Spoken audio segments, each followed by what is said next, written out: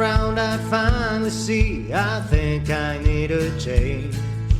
The rat race, I wanna flee, my world I'll rearrange. I'm getting back to the roots of how it's meant to be. Growing gardens, picking fruit, racing livestock, living free. It's a modern homestead. Build a modern homestead. Hello and welcome to the Modern Homesteading Podcast. My name is Harold Thornborough, and I'm joined today by Eddy Garcia. Eddy is he's doing some interesting things. He's down in you're in Maui, right?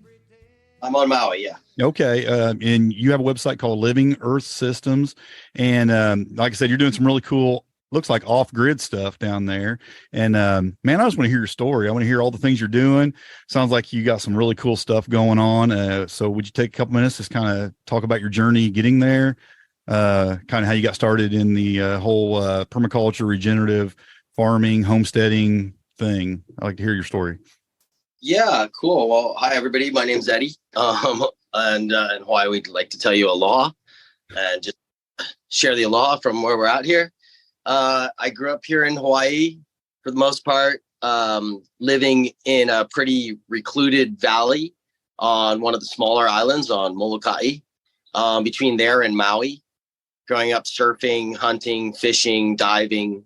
We have access deer here and goat and wild boar. And we can grow just about anything. We have a lot of challenges we're up against. What I had for an example around me was the giant pineapple industry and the cane industry and deforestation and a lot of just bad things going on around us in Hawaii. Most of the Hawaiians have been displaced. Their land has been stolen from them. And so this giant agricultural industry sort of took over the island. And then when it came time to give the land they leased back, they sold it and put giant gentlemen's estates everywhere on the ag land. So it's really hard to get ag land here. And we need to sort of, in my journey, I realized, we need to hold on to our ag lands so that we can show people how to grow food and promote some stewardship around us rather than these bad examples we've seen. So from an early age, I was pretty much growing food and realizing that I could be on the giving end of the stick by growing some food in some natural ways that I see the forest doing. And so now, 40, 50 years later, through lots of trial and error and lots of mistakes and lots of triumphs, piling things, putting some earthworms in them, planting a few trees around it, getting record yields. And then as I got older, I didn't really go to school. I really only went to about the 4th grade. So my education has mostly come from what I do in the ground. So, I was also able to travel quite a bit. I had some sponsors, surfing and kite surfing. So I've traveled around quite a bit and I've gotten to see farming in other countries. And so between being able to travel and see what people were doing in other countries and not really having school to go to, I would basically just surf and garden. And that's kind of like my thing. And then pretty good life. Yeah. As a young teenager, in some years, I was living with a family on Molokai for several years, a very, very Hawaiian family that I was hanai'd into, which means kind of adopted into. And living with them, they were still, the university was only offering them 1616 and monocropping, chemical fertilizers, and till the soil. There was nothing like speaking of how their ancient ancestors did it. So I spent a lot of time at Bishop Museum and trying to research how the old Hawaiian agricultural systems were set up, which were really amazing from the top of the mountain to the bottom of the ocean. It's called an a'upua'a. And it means that the people who have bananas in the mountain trade with the people who have fish at the ocean and everything in between. And that the stream is taken care of from the mountain to the ocean and all the resources are shared. So looking at that, and then seeing the examples around me like sugarcane and pineapple, going, wow, we need some better models. So as I started to mature a little bit, I think into my 20s, and so I really wanted to push some of the agriculture that I'd been doing for, a decade and a half or so as a kid and going, wow, this really works. I'm getting giant taro, giant papayas. I'm not using any fertilizer. I'm managing leaves and compost and wood chips and fungal material, mushrooms, mycelium, all together, and it's working. You don't have to feed a forest. So for the last 20, almost 30 years now, 25 years solid, I've been trying to push forward a model of agriculture that I've been building, very similar to permaculture. But I did a lot of consulting as I was building farms, and most of the farms that I would go to were sold half a vision of permaculture. In the beginning, it didn't have a whole lot of academia that was out there, and people were putting carpet in the ground and tires and thinking that they didn't have to do any hard work, that it was going to be really easy. So I found myself going, okay, what's the next step from permaculture? The next step from permaculture is actually to regenerative agriculture, knowing that so much damage has been done that to be farmers, we have to work really hard, but we're going to be proud of it. It's going to change our life, and we're going to measure our wealth differently, our evaluation of what we're on this planet for. And stewardship is amazing. So how do we do that? How do we go away from like the big trap? I don't know how to say it, the big illusion that everyone's trapped in, that the average person uses 20 kilowatts of electricity a day, and the resources are dwindling, and people are wearing plastic all over their bodies and eating food that has plastic in it and chemicals and everything else. So our cancer rates are through the roof. People are unhappy.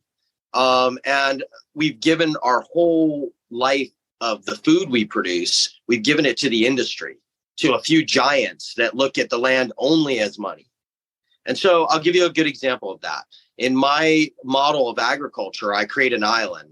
And on this island, there's trees, there's understorage, there's root crops, there's herbs, there's natives. And one island is worth about $8,000 a year.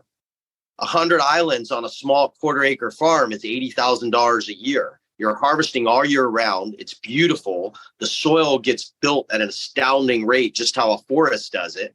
One sugarcane plant is worth $600 a year as sugarcane juice at our farm stand.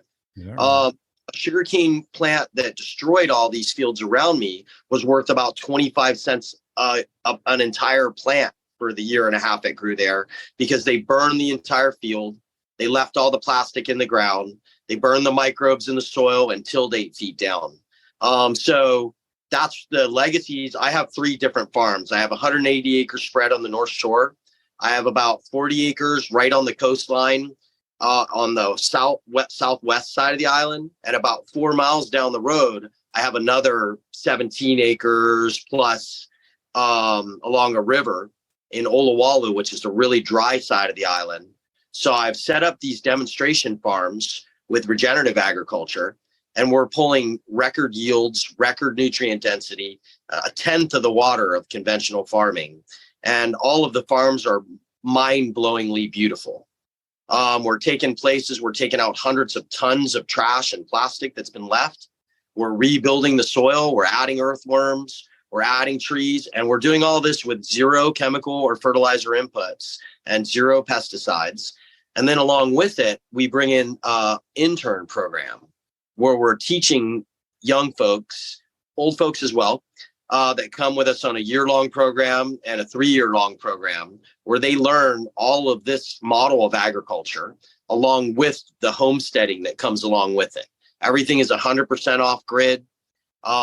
We create everything on site. And so those, we were talking about my journey, but to get to this journey, this is what I've come up with myself of trying to be able to give back to my community and maybe even possibly give back to humanity in a sense of that people are really looking for the answers. And while they were off in college and going to school and doing all the things they had to do, I was right there with my face down into the dirt 12 hours a day, getting cut and scratched and learning lessons from nature. So I have this to put forward. Also, I've been living off of solar since I was probably 14 years old. On when solar was not even a thing, I was using the car lights out of the back of cars as 12-volt lighting systems and hooking them up to car batteries and running car stereo for music and living out in the jungle with everything I needed for electricity that way. So I'm going to slow down off of this. You kind of got an idea, like I've had this journey being in really close to nature. And so now I'm trying to take this model of agriculture forward that includes homesteading. and this kind of thing. And so we make films. We have a nonprofit. We have a pretty decent presence out there right now. And we're pushing pretty hard also with our films and some of the other things we're doing to bring some awareness on a larger level. And so that's why the publicists have set up a bunch of different podcasts and stuff to talk about this. And hopefully we can inspire some people. We've also done this in temperate climates on a 2-year case study. Exactly some of the things I'm doing. And I've traveled so much that I've introduced a lot of these things into these living earth systems. One last before I quit, a living earth system combines all these things that I'm talking about, farming, homesteading, but it has a huge component of vermiculture. It has a huge component of aquaculture and very different methods. Rather than keeping them in bins, they're actually in and out of the ground. The aquaculture, the aquaponics that are my own types of aquaponics, and also the vermiculture. So a different take on a lot of things that could even walk close to values with Korean natural farming and the One Straw Revolution and agroforestry. So that's what a living system is. They're all around us in nature. We're trying to plagiarize them. Well, I love it, man. I love that you're building these closed loop systems and you're introducing other people to that. You say you have a project going on in a more temperate climate. Where would that be? Is it here? So we had a project going on that we did a 2-year case study, and that was in San Diego in the Fallbrook area. I've also created some atmospheric watering systems that I've been testing. So we were doing some testing on some avocado groves. And also we had a small little homestead with someone that has a meadery there in Southern California, where we turned the pool into one of our living earth system, natural aquaponics. And then we took a parking lot that those guys know as decomposed granite. And they don't know that it's basically, and we turned that parking lot in a year into record yields. And not only that, we grew a lot of the plants we grow here in Hawaii. We grew sugarcane and taro, but we also were able to grow things that we can't grow here. Peaches, apples, and it was the yields. I think we have a case study that's on our website, probably in our blog. For instance, a single butternut squash over a course of 6 months, we harvested 2,400 pounds from, all documented, which is, it's a world record. It's like we should have put it with the Guinness Book or something and had that. No kidding. This was in decomposed granite. So my take on it was, hey, this is rock as old as it gets. We don't even have that in Hawaii. So all we have to do is add organic material and life to it. And lo and behold, that's what we've seen transpire there. So we had way less pests on the mainland here, where we have to weed eat once, twice a week. It's relentless, the amount of work we have to do there. On the mainland in a temperate zone, all the weeds die. I think we had to weed eat that entire acre maybe twice in a year, that's not the way it is in Hawaii. We'd have to 40 times in a year. Wow. Well, I mean, I'm sure I'm in Indiana, and I know we're a world of difference here as far as what we're doing, but as far as developing a regenerative farm, or in my case, a homestead, I'm doing a lot of the same things. We're on a small piece of land. We basically took just an ordinary urban property, kind of transformed it into a homestead. Again, what I'm doing, I got vermicomposting, we have aquaponics, and it's funny because I have my fish in the ground also, which is kind of cool, but I have done them in tanks as well. And, doing all of the same stuff. But for me, you said something earlier about all the plastics and all the preservatives and all the, poor food and just what we've given into his lifestyle. And I know you don't know my story, but at 40 years old, which was, 11 years ago now, I had colon cancer, and it was really sparked an attitude in me to do something, to do something different and eat different and grow my food and grow healthy stuff, and have some nutrient dense food and have a healthier lifestyle. And I have a desire to see anybody who wants that to be able to have it. And that's why I really appreciate guys like you who are showing the way, showing folks how to do it, and do it wherever they're at, because not everybody has 180 acres, to build a farm out of, but the majority of people have a backyard. And I really like it when people can take that and do something with it that can benefit them, their neighbors, a community, and so on. So I really love what you're doing there. Can I chime in on that note there? Yeah. So the only reason I have the larger spreads is that I also am at a point right now where if we can show what we can do on the small homestead can also be scaled up. not giant scaled up thousands of acres, but 50 acres at the max on the tests. And the only I have a 180 acre lease is it was a valley that's been known as a dump. It's even been written into the Hawaiian language as a dump for the last 100 years. And so I spent 3 years cleaning it, chopping out invasive, cleaning the river, turning it into a place that we can hand back to the community, and trying to show people that we can scale it and clean these things up for relative low numbers compared to what people are getting for tax write-offs and stuff. So we can take back valleys that have been dumped in. That's been a huge problem here through colonialism and the displacement of the Hawaiians and the giant agro industry coming in. Trash everywhere, from giant trucks to train stations to massive DDT chemicals and stuff around that's been left in these areas. So the large scale for me is really what I'm about as well, is we've been setting up aquaponics like in inner cities and trying to show people how to turn a parking lot and a house that has a swimming pool into a major food producing, whether they're feeding all their own food out of it or they're taking care of 5 of their neighbors as well. That's the idea, is so that we actually get rid of landscapes that don't serve us, that don't serve the natives. I make biological swimming pools. So I turn pools into aquaponics and the kids still swim with the fish. And then all of the landscape on the entire place, now the Aurora toads can drink out of it and the birds and the bees can drink out of it. Where swimming pools are a giant killer of the life around them because of the chlorine.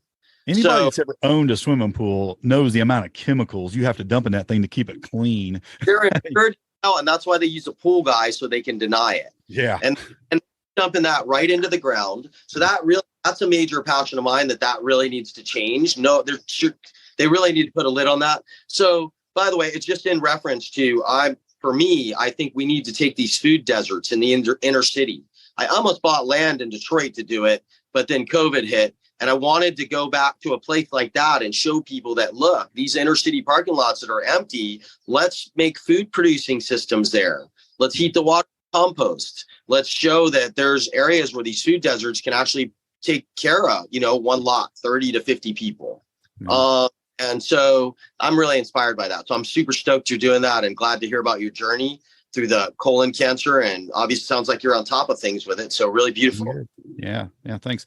I'd like to hear a little bit more about what it takes to really clean up the land. Like, especially in the cities, even if you're not on a parking lot, even if you have land, there's a lot of heavy metals that get dumped in that. The waters, I live, like I said, people think, well, you live in Indiana, it's Midwest, farm country. Man, the farming industry dumps more chemicals than anybody. I mean, it's unreal. They're spraying every field with everything and stuff's going everywhere. It's ruining the water supplies. What do you do? I mean, that's what I'd like to talk a little bit about that. What do you do? No, so it's heartbreaking. And the only thing I know how to do is on a people level, get people inspired to take their food back. Let's buy land, not for building houses or for speculating, but creating a different type of wealth. Let's buy land next to rivers. Let's stop that runoff. Let's build berms in between the farms that are letting that run in and make them accountable for it. Yeah. Let's stop them being able to do that. That's the giant corn, soybean, canola, beets, that industry that's out there, that most of that is not even food. Most of that is going for fuel and textiles and anything but food. They claim as little as 10% of any of that agriculture is actually going to feeding people. So you have the giant big companies like Monsanto's and Bayer and all these different guys that are really taking over. We as people, we need to take that back. And that's the only way we're going to have clean streams. So all I can do is show people that in a year, we can take something that was destroyed and started on a journey of prosperity. And even within the short term, produced the last farm, we took a 12-acre area. We started it, and a year later, we'd grown 200,000 pounds of food without a single drop of fertilizer or chemical, and we were able to give that to our community through COVID. On the bright side, out of that, the agricultural USDA recognized that, and they gave us $1 million loan to buy land that we could do the same thing on.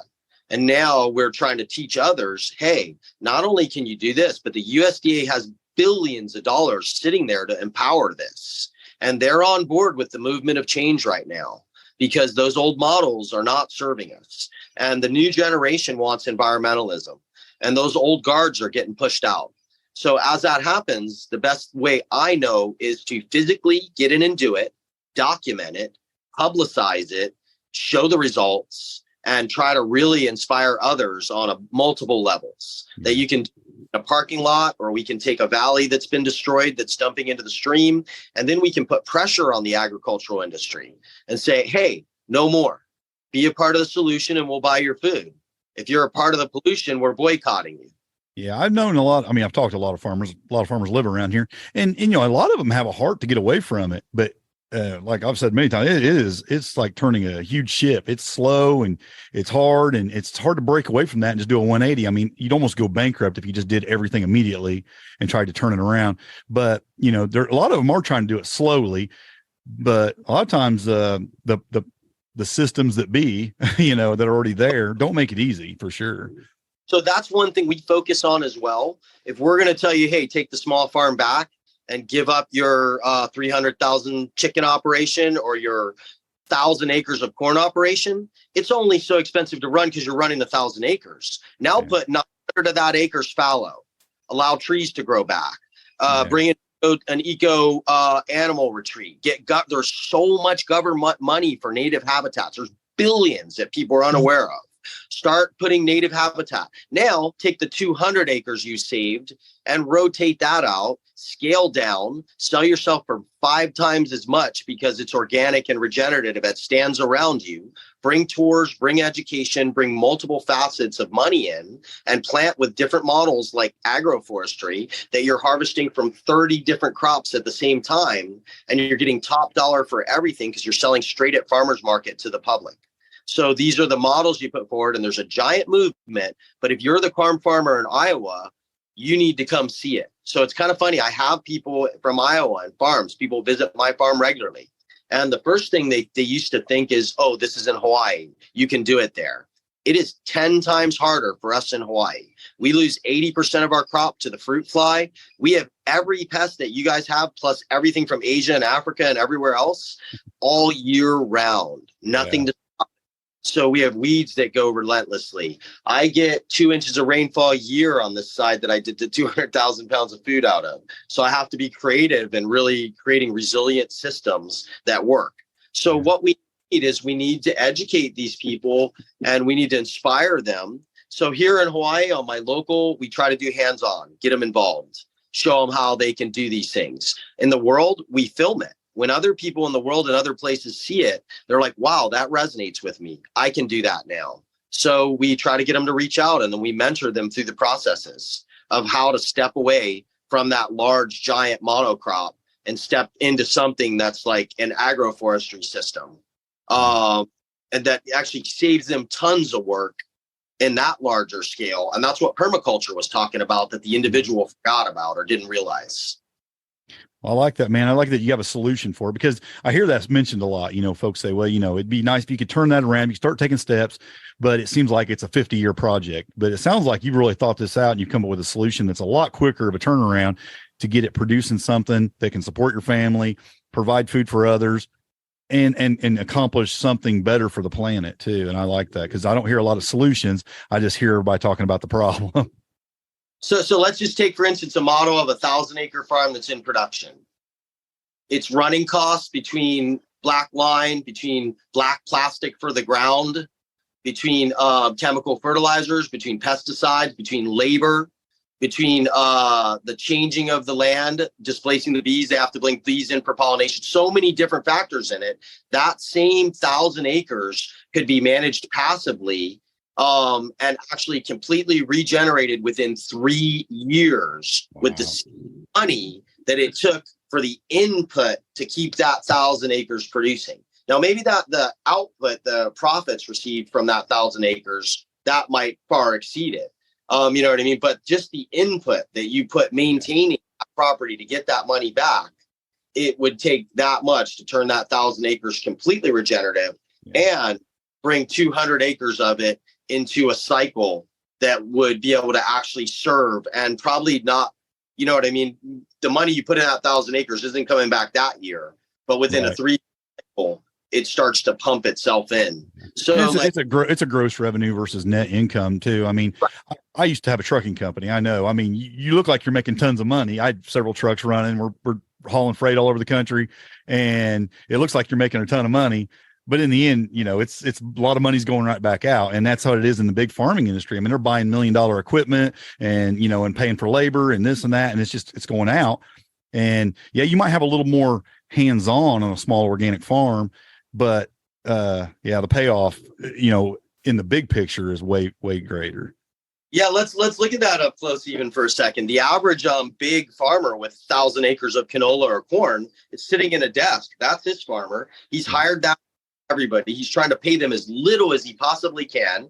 He's got these nasty feed contracts. He's got to buy chemical fertilizer. He's behind a computer all day. Yeah. Now, you drop that down to 200 acres, you may be out in the field more, which means you're going to live longer.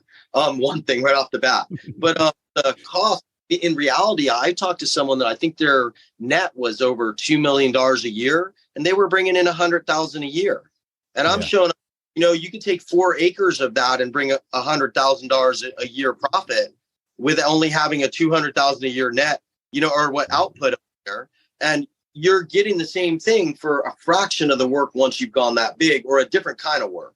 So there's this stuff, and we have to kind of make that real obvious to people. So we have to inspire them.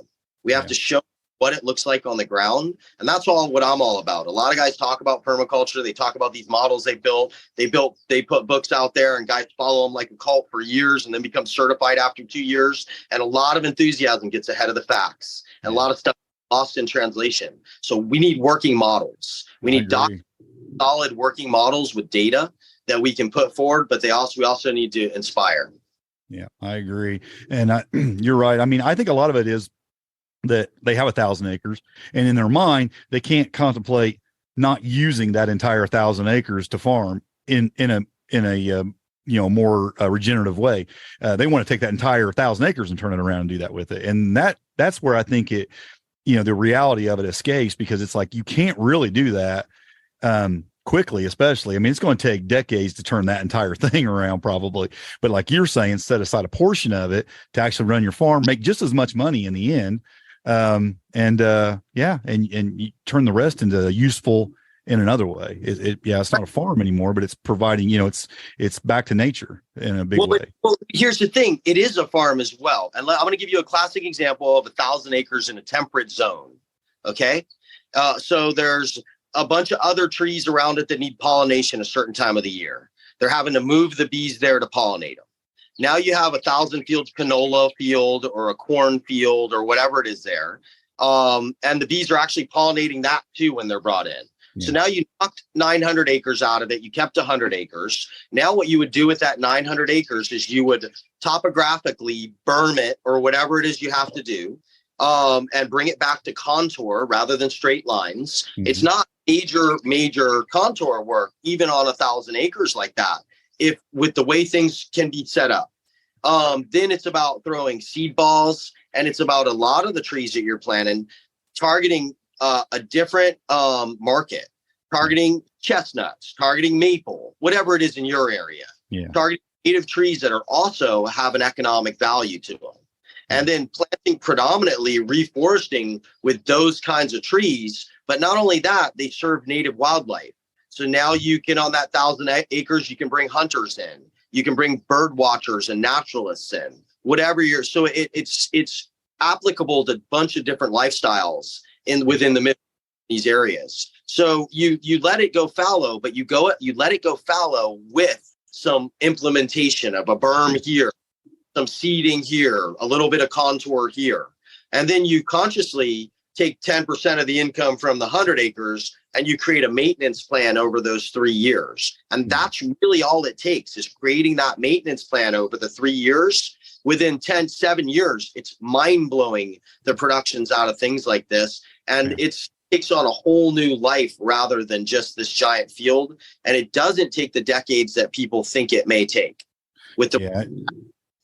And I also think a lot of people just, they bought into this illusion. You used the word earlier, that, those farms are feeding the world. And like you said, they're not feeding the world. You don't need all that 1,000 acres to feed the world, because that's not where it's going anyway. It's going into other kinds of production for other things. And it's just, it's a mind game, that, I mean, people have been convincing people for so long that you have to have that so everybody can eat, when I eat pretty good from a quarter acre. You know what I mean? Yeah, for sure. Like I said, the last quarter acre, 200,000 pounds of food. There's no way on earth we could eat all of that. Yeah. I don't know if you want me to walk you around for a second in the farm I'm sitting on right now while we're talking. Go right ahead. Yeah. I don't know if I'm on wireless and solar. I can't walk too far, but I can kind of give you a little idea what's going on here. We're going to step out of my little tiny house office here, and I'm going to show you that nothing besides the trees in the background has been growing here longer than 4 months. Wow. Including papaya trees you see right here. Yeah. Those are 4-month-old papaya trees. Yeah. If you look behind you, orange trees, mango trees, all the stuff with a heart-shaped leaf is taro, sugarcane, bananas. We make these piles, and then squash grow all over the pile. And then we set the piles up with buckets with earthworms that they live in the piles, and the earthworms actually go throughout the pile. And we grow 5,000-6,000 pounds of squash on a hill like this, 3,000-4,000 pounds of taro. When the papayas start to come in here in a few months, like what's behind us, the numbers, this is not even 15th of an acre right here, and we'll probably do 15,000-20,000 pounds. And Wow. Anywhere I go right here that you can't see underneath it is all sorts of different carrots, pineapples. I can go anywhere in the ground here and just pull out. These are baby purple carrots right here.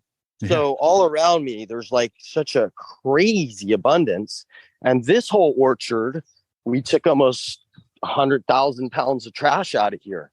They didn't even know these trees here. They were dead 5 months ago, but we had to clear all these giant trees that you see in the background there. Mm-hmm. And that's what we made these piles with.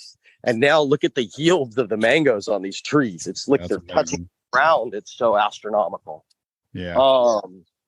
And now we have this place that was a dump and had trees in it that were pretty much all dead. And we have this just incredible utopia.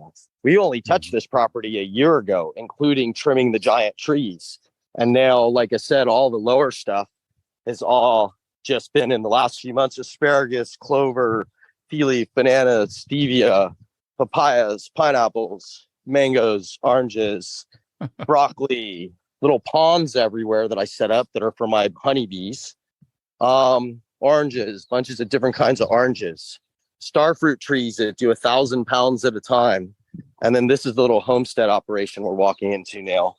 I mean, if I do it sideways a little better. This is where my interns all hang out here. They have these little huts that are like tents. And then right here is the homestead hub. The homestead hub is a solar system for batteries, 8 panels, 12 volt. It's got Elon Musk satellite on the top.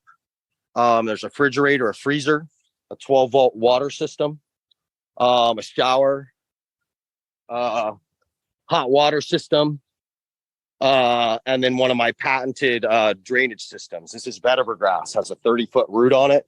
And so we make a cylinder with earthworms. And so all the gray water comes in there. It tests way more clean than all the city standards and state standards. Wow. All these trees you're looking at were dead 5 months ago. They were sticks. And through this, creating these piles, those are a 3-month-old moringa tree behind me right there. Again, these are 5-month-old papayas away from the pile. But as the pile gets more adapted, you can see these other papaya trees here in front of us. Mm-hmm. Those are 4.5-month-old papaya trees. And then all that greenery you see all the way down there, that's probably 5,000 carrots and beets. And then you see other piles that'll go into production. And I'm clearing the land as I'm planting and creating the homestead. And this is all within 1 year of this property, and mostly just me by myself. And now I have interns that come in and stay with us and stuff. I already have ripe papayas on the trees at 5 months. The average papaya tree does about 40 pounds a year, 40 to 60. I'm getting upward of 200 pounds of papaya tree a year. So it's pretty mind blowing what we're able to do in a very short time and what's able to happen. Here. Yeah, that's pretty amazing. I mean, you're proving it can be done, and fairly quickly and, it really any piece of land, and even on a piece of land that's obviously had some bad things happen on it and been turned around, and you're doing some amazing things there. I mean, you got quite the little setup and you put some work into it, but yeah, I mean, there's no doubt doing this, it doesn't just happen. You're going to have to get out there and do the work. I mean, you've done the work here. You've proved it can be done. Yeah. So I think kind of showing these examples, doing workshops, making films, doing podcasts, and people with yourself that are sharing this with people and have a passion for it. I think all of that's pretty important. So yeah, that's why I'm sitting here talking to you, and I'm super inspired by guys like you, people that are out there doing it and putting it out there into the world. I just wish the people, I mean, it's an audio podcast, so they're not going to get to see it like I did, but you gave them a good little audio tour out there. It's pretty amazing what you're doing there. And I think that, yeah, I mean, that's inspiring for folks who have a desire to get out of their mess, because I think there's a lot of folks that are waking up to the damage that the way they've been farming, that was handed down to them, a lot of them by their parents and grandparents, and they want out. They don't want to stop farming. They love the life, but they want to do it right. They want to do it different. They want the planet to be there for their great grandchildren, and they want to change. And I think, man, you're setting up a great model there on how it can happen. And I'm curious if people want to reach out to you. I mean, they just come to your website and get a hold of you there and get some more information about this. See your videos. You can find us at livingearthsystems.com. You can find us on Instagram at Living Earth Systems. You can also find our nonprofit at recenters.org. That's Regenerative Education Centers. Okay. Also, I invite people to reach out. I believe my phone number is right there on the website, or they can send me an email. I try to talk to people. We design systems all over the world. We mentor farmers through change, and we work with them and we set them up plans. We do site visits in certain places and consultations. We have online classes. So we're really about, and we're moving forward a lot more with that. I didn't grow up in the computer world, so I have a team of people that are helping me put some of that together. I do create all my own films and direct them and step through all the editing personally and stuff. So I will send you a couple links to our films. Sure, and do that. Possible way you can share some of our little short stuff with people as well. Yeah, we absolutely. have Get it all on the notes and get it out there and get it on the website. And yeah, I would like people to take advantage of it. Anybody that has a desire to turn that ship and do it quickly and in a way that won't, break you and it'll be better in the long term. I mean, I'm encouraging them to reach out to you because you got great ideas on this, and you're setting an example, and you do farm tours down there. I mean, somebody owns a few thousand acres. I mean, if they want to fly down there and take a tour, I mean, they could check out what you're doing. It happens all the time. I have many people I'm working with all over the world right now. And because I've taken the last few years and really set these models up real clear, with a really, I've really put a lot of my working systems together so that they're, I don't know the word that I'm looking for at this moment, but I've kind of put them into working systems that people can relate to and they can understand them. And I've taken a lot of the jargon out of it and making it common sense for people. There's too much jargon in there, and people need to understand it on a fundamental hands-on level. So we need examples they actually can see it. So I every week I have people coming in. I do a regular tours here, and they focus all about what we're doing. They're about regenerative agriculture and showing people how we do it. And again, we also run our intern programs, and we run our out-of-state intern program online. So the same way people can reach out to us, they can ask us questions. If they have any interest and they want to make the change, I can guarantee you that we can show them how to make the change, and it doesn't take decades. It can happen so fast that it blows everybody's mind. That's great. That's good, man. Cause you're the first person I've actually talked about it in a way that it's, it doesn't take your life. I mean, your entire life to do it. I mean, I like that you're looking at it happening quicker, because you know what? And the reality is change needs to happen pretty quick. I mean, things are getting, like I said, every time we have this, the DNR puts a paper out here, and they talk about all the lakes and streams that it's not safe to eat the fishes out of in Indiana, where I live. And it's most of them. And, Yeah. and that's just sad to me. I mean, I love to fish. I love to hang out around the lakes, and they recommend you don't eat the fish out of them because of all the field runoff. And it's horrible. I do want to clarify, it does take your life. Well, I mean the initial change. I mean, you can start making a change. Yeah. It gives you the chance at being an elder and not just an older. Yeah. So like a lot of the older folks, and I don't say that with no disrespect to them, they learned chemical farming, they learned bigotry, they learned other things that were totally different. And the newer generations are like, no, we want to take care of the earth. So the elders are going to be the olders who go, you're right. Let me show you by doing it, and let me change my farm and change my example. And then I'm an elder and I can push that forward to the future. So I think that it will take your life because it'll show you a different meaning of wealth. You'll want to work all the time doing it. You'll be more energetic. You'll be more disease resistant. You'll be happy to share the carrot you grew, and you'll be happy to eat the carrot you grew when you taste the flavor and you realize the nutrient density of connecting with nature again. So it will take your life. I want to point out. Well, yeah, what I meant by that was, I think the solutions I've seen in the past, they want to talk about, well, you have 1,000 acres. Let's just take 1 acre this year and 1 acre the next year and 1 acre. And they just want to slowly transform it into this permaculture food forest. And it's like, you'll never get that done your entire lifetime. Your solution says you can transform this pretty quick. Now, yeah, you're going to be working on it the rest of your life, but the transformation as a whole is going to happen relatively quickly. That's right. Absolutely. And so I was kind of making a joke on the other. I got you. You've been on a journey and you almost died, and your journey took you here, and it took your life, but it didn't take your life from you. It took you're on a journey, and you are a warrior. You're an ambassador. I'll never be the same. I'll tell you that. And I never want to go back to that life either. I love growing my food. I love gardening, and I love like you, I like educating folks about it too. Your mission is maybe dealing with farmers, and me, it's been more, the homestead size thing. I want to encourage, family homes and take their backyard, grow some food. I know you're about that too, but your solutions are so much even bigger than mine as far as these big regenerative farms that, that's something I don't have a lot of experience with. And I hear people talk about it, and I'm glad you came on and shared those ideas with us. Cause man, I think there's a lot of people who listen to this podcast. I've had conversations with them that need to hear that.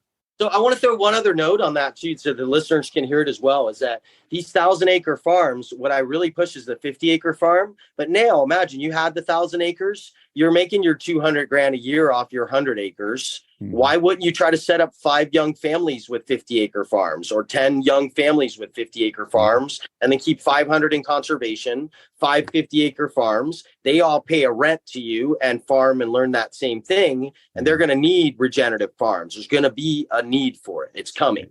And so all these people who own these large tracts of land, I want to inspire them to start thinking that way, because you can allow all that land to sit with the ideas of the future generations, rather than just letting it go into development, or what is usually the next course of farms that give up on the, that giant mono. It's crazy. Let's take this 1,000-acre cornfield, let's turn it into subdivisions because I don't want to farm no more. Yeah, I see a lot of that. We see that happening again and again. So how do we empower families for the future? And there is a whole generation of kids coming out right now that want to farm, and they want to do it right. And I forget what they call them now, Generation X or so. I can't even keep up. I lost track. I'm an old man. I know, and it's crazy. And there's a lot of change in there, but these are the kids that are going to be in office. These are the kids that are going to be here. And so if you look, farmland is being bought at an astounding rate right now. And even for a lot of people pushing regenerative, you look at the newest movie about the dinosaurs, Jurassic Park. It was all focusing on regenerative agriculture. First time I ever heard that in the mainstream. So that tells me that the time has never been riper for ambassadors of stewardship, such as yourself and myself, to really show people what's possible, and that we can take back our agriculture and our homesteads. And that's what the kids ran away from the homesteads because of James Dean in the city in a fancy car smoking a cigarette and technology. We have the chance now to walk back to technology, walk back to nature with technology. Yeah. And now if farming is as cool as James Dean, that's what we need to make it. So I teach all my interns kite surfing and surfing. I was kind of well known for a little while in that whole industry. So it's kind of cool that farming is really becoming cool. And you have these young, bright minds that want to take the new movement forward and have it be cool. I know there's these, I don't know if you have them down there, but there's these homesteading conferences popping up everywhere all over the United States. And I mean, it's just amazing. I mean, I love seeing it too, because it's just fuels that fire, and it's happening everywhere. I mean, I'm speaking at one in October. There's been like, I think 3 of them, this year in Indiana. I mean, they're popping up everywhere. And I love it that so many people have so much interest in this movement. And it's just a fire that's spreading. And I love it. This isn't something, now I've been doing this podcast for years, like 7 or 8 years now. I think you're the first one that's been on here that's talked like this with a solution like that. And I love it. I love it. My God, man. That's yeah, it's pretty crazy what's happening right now. We need to watch this movement forward. And like, we really need ambassadors of stewardship right now. We need people to see that we can diversify these farms. We can make better money than the giant slavery, in a sense, from the other farms that put us under. And just all my seed comes from my farms too. 99% of it. Create my own seed on site, letting people know they can take their electricity back. They can take things back for themselves. And again, we've been talking about the larger farms and those 1,000-acre tracts, but you have a swimming pool in your yard, turn it into an aquaponic system. Yeah. You have crummy plants in your yard, plant some trees, plant some fruit, plant some food around you. COVID hits. I bet you'd be a lot happier with when that went down. I think that was a wake-up call for a bunch of people, right? Yeah, it was, for sure. I mean, I know, just seeing, as a person who has a website and a podcast, the numbers of people who started like going to that and listening to the podcast after that was amazing. I mean, it just tenfold immediately, because you could just see there was a huge interest in it. Like, oh man, my grocery store is empty. How do I grow food? And kind of late to be thinking it at the moment, but they got through it. And now it's not time to let that go. It's time to actually get down on that and figure it out and start doing it, because who knows what's next, right? That's right. There's something around the corner. And I'm not like a prepper. I know a lot of people are. But I think just to have the quality of life is what I also want to push with it. There's a wealth that comes with this type of living that is just immeasurable. And the old farmer knew that. They also knew the hard work out of it.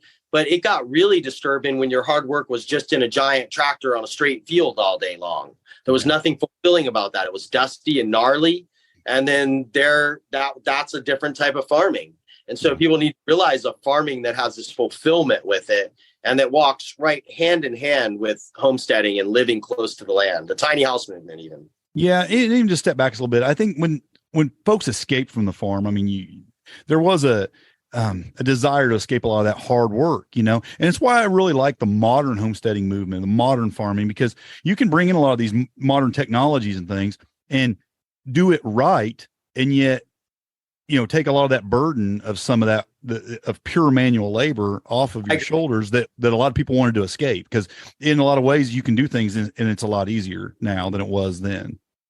Yeah. So for instance, like a tractor isn't necessarily the outlaw in farming, because if I want to pile wood chips and I want to chip invasive trees and turn them into fertilizer, and I want to make piles, then a tractor is very useful to me.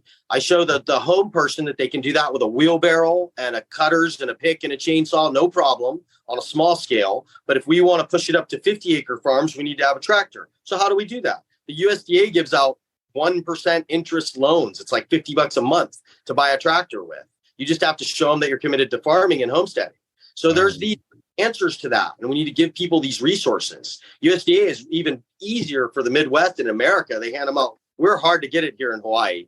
So yeah, just with that in mind, some of the things we've had to do is 5 of us get together and buy a tractor, and we get a nonprofit. Our nonprofit buys a tractor, and then we let farmers use it. So we make it available, so it doesn't have to be out of your grasp. 2 days with a tractor the entire year, all your infrastructure's in. You're just doing the same thing with pick and shovel and whatever you want to do at whatever level. But also then you make enough money to buy a tractor or get the USDA loans or tap some of these resources that are out there. Yeah.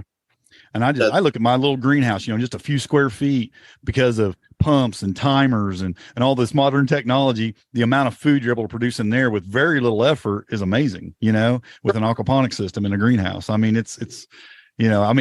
things are just a lot easier if you take advantage of some of that technology, and it doesn't have to, it's hard work, no doubt, but it isn't the kind of work it was 100 years ago, Yeah, I agree. We don't have to carry a coal over the river anymore. Yeah. We can run a water wheel, or we can run a little small solar panel. And so, like I said, here we have 8 people on 800 watts of electricity coming in on solar, a tiny 12-volt system, and 8 people on that entire system on 6 hours of light. The math is less than 100 kilowatts a day for the entire group when it comes down into what we put out. We only use 20% of the system. So we keep it up in the higher rate. Yeah. And everyone's got their computer TVs, if they're watching that, and their radios and blender, refrigerator, freezer, satellite. And we have all these things, we're in a real sunny. No doubt solar probably works a little better there than it probably does. No argument. But in other areas, you have streams, you have wind, you have the only difference on that is a little bigger solar system. Yeah, right.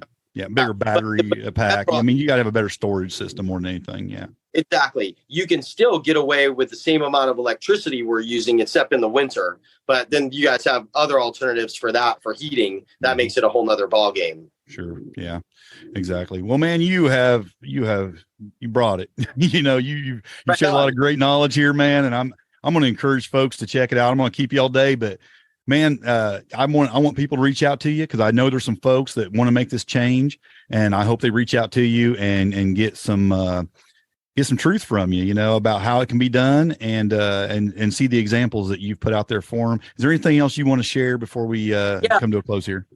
I want to point out one last thing. I think in Hawaii, I didn't start pushing this until maybe the last 5 years, because I realized when I did the study on the mainland, I was like, wow, it's way easier over here. People from the mainland would look at it and they'd write us off. You're in Hawaii, you can grow anything. It's sunny all year round there. What they don't realize is we have twice the time in because we can grow things all year round. Yeah. So where someone else is growing things for 3 months, we're growing things for 12 months. Not only that, we deal with every pest constantly. We deal with the worst of the worst, the heat, the weed eating, the labor. So on the mainland anywhere, I would say, honestly, it is half the job of what we do here. And we'll have way higher success rates there than we have here. You won't be pillaged by the fruit fly and other things like we are. Yeah. So just want to let people know that note, because they might be thinking, oh, you're in Hawaii. And yeah, that's easy to say, but I'm in a temperate climate. So I just want to point out, these practices follow into different climates using the plants around you. You may not be using papaya and banana, but you're going to be using something else that's around you into your area that will work in a same cycle that fits together in a system. I just wanted to I guess what I probably noticed more than anything when you're doing a little walk around tour is you're showing a lot of, I know a lot of these trees and stuff you're pointing at, and you're saying this is 5 months old and this is so many months old and stuff. And I'm like, and that is true. You're going to have a lot of more fast growing trees than what we're going to have here. I mean, nut trees take decades to no argument mature, and but there are some things like I can grow fast, pawpaw, peach, and some apple trees grow pretty fast. I mean, not that fast, but so there might be a little extension on that as far as the growth time of things. But I think our soil is easy to maintain. I think 4 seasons make for a really healthy soil. Absolutely. Yeah, and better pest management. Yep. And then look at just some of the examples of corn and hemp getting 18 feet on the mainland. Things will, in Alaska, they'll grow things this big because the days are so long. We are studying server, so when you guys get longer days, so if you are doing it the right way and healthy, even your growth of things can exceed ours, but not necessarily trees, because trees have that constant cycle going. Yeah, so it's a little different trees. But a lot of your smaller and intermediate stuff and shrubs, goji berry, other things. So underling trees while you wait for the big ones. There's other strategies like that. So that also, and we're happy to share that. Reach out and we'll make you feel like you do it and show you that things around that are doable. Well, you've convinced me that it's possible to do quickly. I came in this, I said right off the bat, it's that big ship. It takes for a long time to turn around, and you've convinced me otherwise now. And I've said that 100 times on this podcast over the years, because I don't want to discourage people. I was like, you can do it. But now you've given me an extra hope to give to people, like you can do it fast if you need to, relatively quickly. And I definitely want people to reach out to you and learn that, because I think you're setting a great example there. So I appreciate it. Thanks for having me, and really appreciate it. Well, man, I appreciate you coming on and all the information you shared, and I love what you're doing. And keep up the great work, man. I love it. And maybe if anything new happens, you got some other project going on you want to share with the world, man, come on. I'd love to talk to you about it. Yeah, cool. Looking around, I finally see I think I need a change. The rat race, I wanna flee. My world, I'll rearrange. I'm getting back to the roots of how it's meant to be. Growing gardens, picking fruit, racing livestock, living free. It's a modern homestead. Build a modern homestead. A lot of folks don't understand why I wanna live this way. They've never eaten from their land like we do here every day. Snapping beans like Grandma did, sitting on her front porch. Hunting and fishing like a kid once you've done all of your chores. It's a modern homestead. Build a modern homestead. Country or city, there's a way to make this change. You gotta start today. It's a